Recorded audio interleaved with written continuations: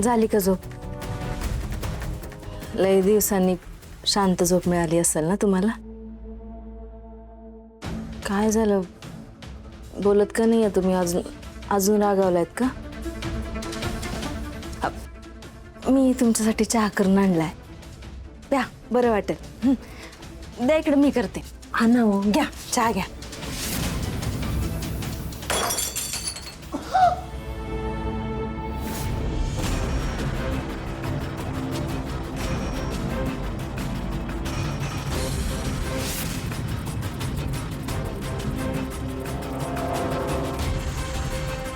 मागच्या वेळी मराठी भाषेत सांगितलं होतं, मी तुझं कोण नाही, तू माझी कोण नाही.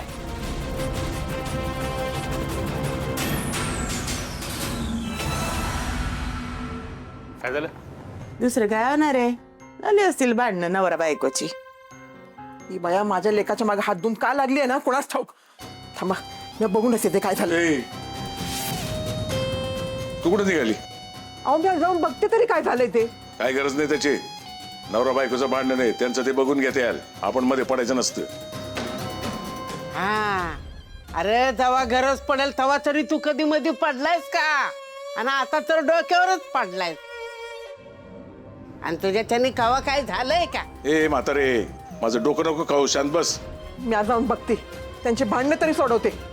काय फुलत आहे? हा, नाही म्हणजे तुला वान नाही पण गुण लागला म्हणायचा. हा बाई, तू पण त्या सुनेसारखी लाली सारखीच करती का ग? तिच्यासारखीच वागायला बघती ती बाई. आता नवरा एवढा नको म्हणतोय, नको जाऊ नको जाऊ, नवरा बायकोचं भांडण आहे, आपलं काय काम आहे, तरी हाईच तुझं पुढं पुढं. तसं नाही अगं, रागाच्या भरात परत काय झालं तर काय करायचं. मी आलेच. ए, तुला प्रेमाने सांगितलेलं कळत नाही का? हा, जा तुझी कामं कर, जा जा. फुलत आहे, पोहे आणते ना. होय, हा. आणते. सुद्या, सांग ना जामकर साहेबांना. हा, असं किती दिवस घरी बसणार आहे? घ्या ना म्हणा ड्युटीवर परत. ते काय सस्पेंड फिस्पेंड केले ते काढून टाका आता.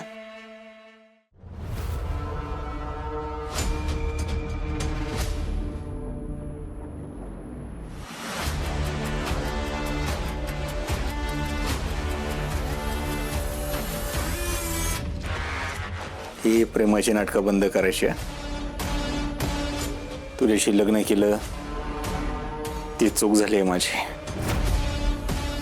त्याच्यामुळे इथनं पुढं माझ्यापासून लांब राहायचं.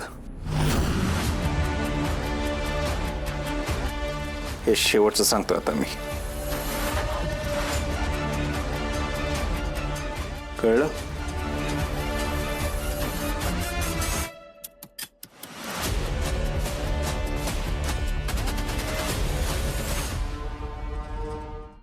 बाई, थांबली वाटतं भांडणं.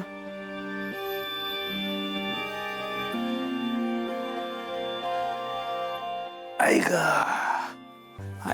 गोपाळ, हे बघ, उगाच तू त्रास करून घेऊ नकस. आधीच काही कमी भोगलेस का रे तू? छान, ते जरा डोकं. आणते, बस.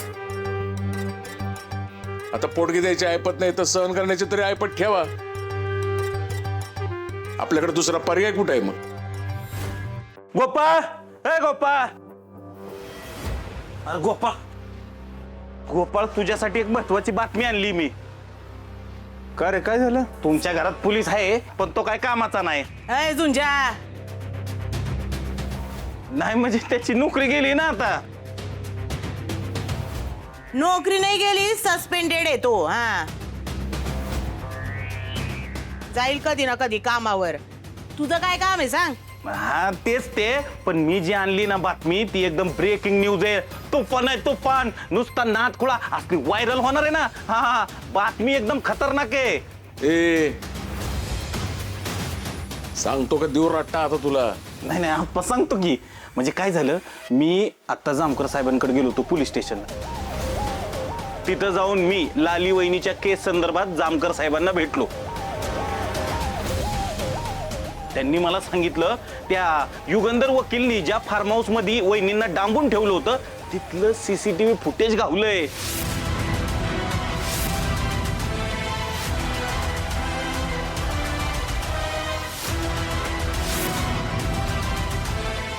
आणि त्याच्यात काहीतरी महत्वाचा पुरावा सापडलाय. हा,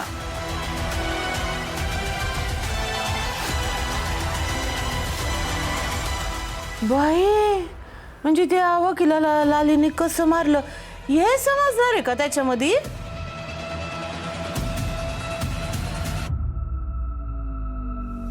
वय रे पत्रकार झुंजा, म्हणजे ते सगळं दिसल्यानंतर अटक होती का काय लालीला?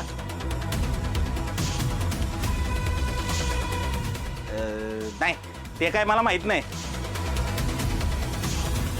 जेवढं माहिती तेवढं सांगितलं, बाकी येतो मी. लावा ताकद. हं, अर्धवट बातम्या देणारा अर्धवट पत्रकार नीट. बाई बिचारी लालीजी होय ना हो. आप्पा आलो नाही.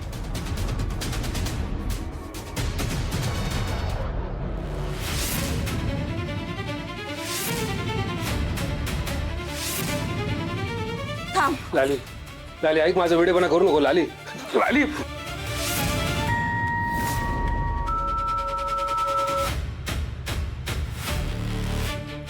आर्याला मारलंस, माधुरीला मारलंस, तसंच या युगंधर प्रतापचा पण काटा काढला ना.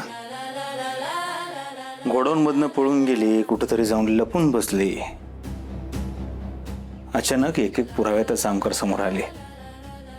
जामकरनं मला अटक केली, कोर्टात केस उभी राहिली आणि बरोबर तोच वकील ती केस लढायला आला. ज्या दिवशी मला शिक्षा होणार बरोबर त्याच दिवशी तू त्याला मारून कोर्टात हजर झाली. लाली देशमुख आहेत का घरात?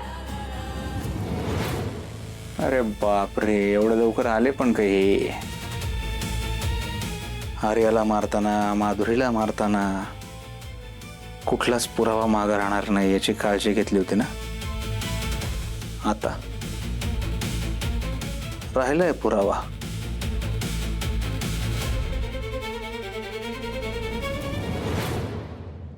सुद्या, अय सुधाकर, हे बघ हवालदार बाई आले. राऊत मॅडम काय झालं इकडे? लालीला जामकर साहेबांनी अर्जंटली पोलीस स्टेशनला घेऊन यायला सांगितलंय. बाई म्हणजे वय होता आई, म्हणजे अटक बिटक करतं का काय लालीला?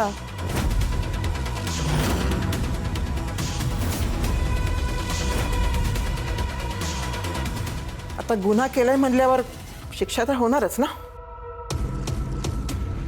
हे सुदे, पुराव्याबद्दल तुला माहित होतं, मग बापाला सांगता येत नाही का तुला?